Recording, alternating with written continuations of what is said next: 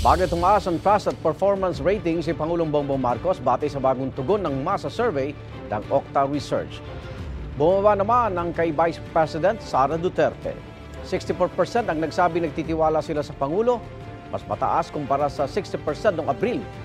Mula naman sa dating 59%, tumaas sa 62% ang performance rating o yung mga nagsabing nasisiyan sila sa pagganap sa tungkulin ng Pangulo. Ang BC naman may trust rating na 54%, mas bababa kumpara sa 58% noong Abril.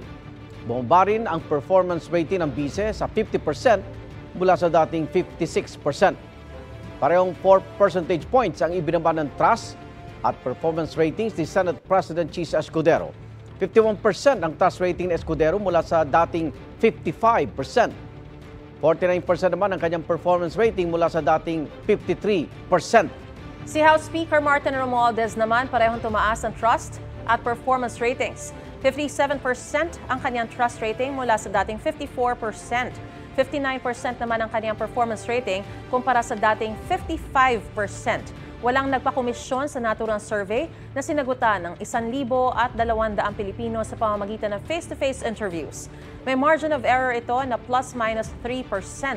Ginawa ang survey nitong July 12 hanggang 17, kasagsagan ng masamang panahon. Mahigit isang buwan ito matapos mag-convene ang Senado bilang impeachment court at bago lumabas ang desisyon ng Korte Suprema na unconstitutional ang impeachment complaint laban sa BICE. Sabi ni Romualdez, sinasalamin ng kanyang trust at performance ratings ang mga reformang ginagawa aniya sa Kamara kaugnay sa transparency, budget at pagsiserbisyo. Sinisikap pang kunin ang pahayag ng iba pang opisyal na kasama sa survey.